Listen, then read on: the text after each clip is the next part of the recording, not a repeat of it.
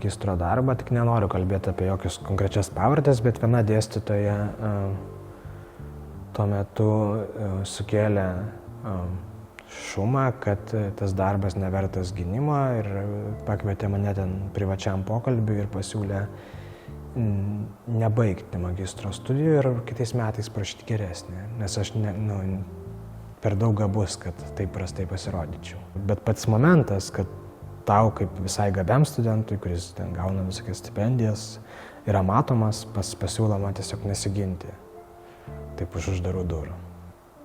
Tai aš atsimenu puikiai, kad tą akimirką, kai man paskambino, aš buvau visai pervargęs, nes tą magistrą pridėviau, aišku, tas paskutinės dienos būna sunkios. Buvau šokiruotas, kad nepatikėjau, kurį laiką galvojau, ar taip gali būti.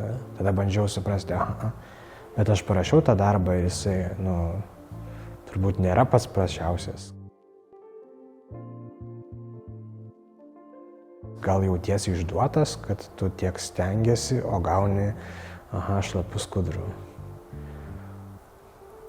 Tada galvoju, o gal tu kaltas pats, gal iš tikrųjų tu parašai tiesiog blogą darbą, nes per daug save išdalinai į visas pusės. Tai tos emocijos buvo labai sumišusios ir tikrai buvau arti to, kad, susigundyčiau, ten pasakyti, metu tą nesiginu metu ir, išvažiuoju kažkur į užsienį laimės ieškoti. O kas nuo to sulaikė, tai žmonės, atsimenu, vienam profesoriui paskambinau. Tai taip juokais truputį tą nuleido istoriją ir sakė, kad čia intrigų būna visur, bet reikia tas intrigas įveikti, atstovėti ir eiti pirmyn. Jis net neleido pagalvoti, kad čia yra kažkokia galimybė kita, negu eiti ir gintis. Tai ten buvo daug intrigų iš to, visokių vidinių.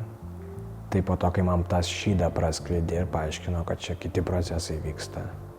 Gynimo metu tam tikri kolegos konfrontuojantis tarpusavį, aiškinasi santykius, rašydami žemesnius balus studentams, kuriems vadovauja.